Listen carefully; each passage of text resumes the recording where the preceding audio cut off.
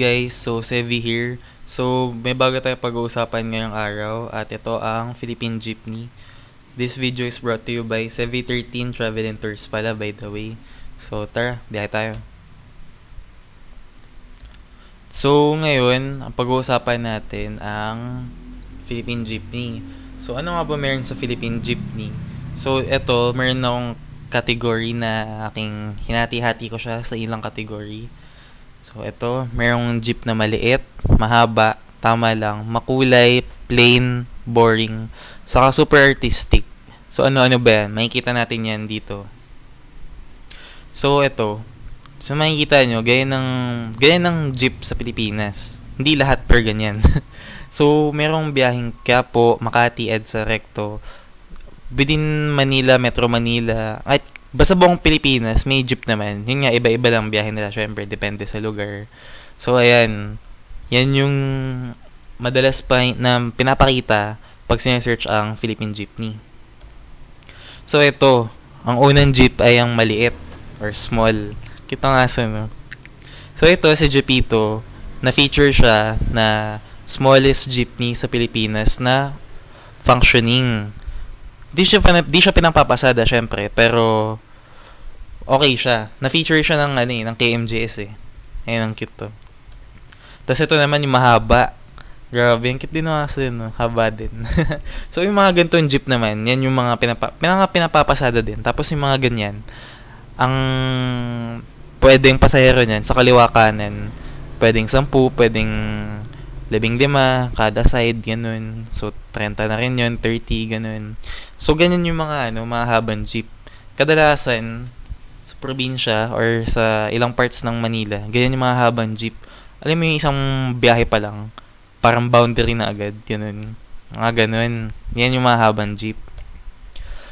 Laki ng check ko. So yan yung mga jeep na tama lang. Yan yung mga yung mga kada side 10, ganun. Tapos 2 sa harap, ganun. Mga tama lang, regular size na jeep. Yung mga madalas din natin makita, ganun. Tapos ito naman, mga makukulay. Ayan ang kulay-kulay Tapos, ang dami pa nila. Bukod sa makulay sila, visible sa daan. Tapos paggabi, kitang-kita mo din, mailawan mo lang. Kasi makulay.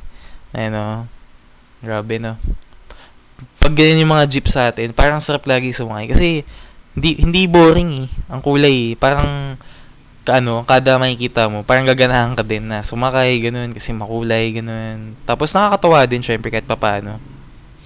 So ito naman yung mga plain, yan yung mga plain na jeep ganyan.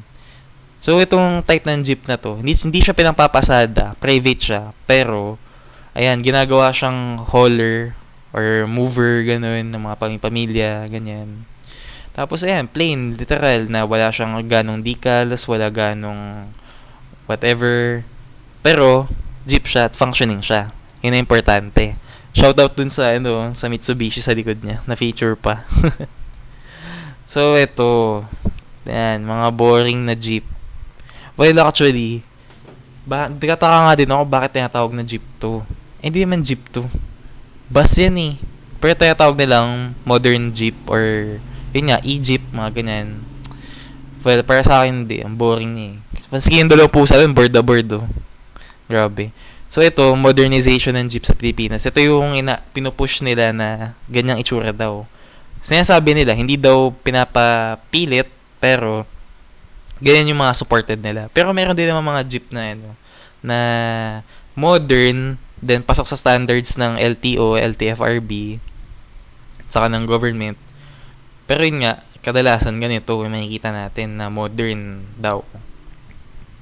So ito naman yung mga super artistic na mga jeep sa atin. Kita mo pa lang yung una, andyan sa Jesus Christ. May parang Need for Speed, Fast and the Furious, American Flag, or Captain America. Meron pa Reed, CK, ang dami, ganyan Tapos yung iba-iba yan, parang Philippine Jeepney na Philippine flag style, ganyan. Tapos, may mga personal touch na nilalagay yung mga artist natin, gano'n. Parang trademark nila, gano'n. Yung mga ganito, makulay din, pero super artistic, diba? Aminin nyo na. Ganda ganda ng pagkakagawa.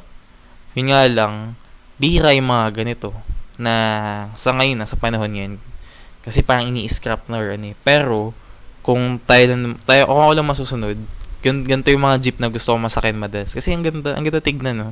Tapos yung essence ng pagka-Pinoy, nandyan lang. Ang ganda-ganda. So, ayan, no? Ito ang isa, may God's blessing. Nasa assembly pa siya. Kaya fresh po, grabe. Ang ganda ng mga pagkakagawa. So, dito may makikita talaga yung pagkatalent ng mga Pinoy, no? So, ayun, guys.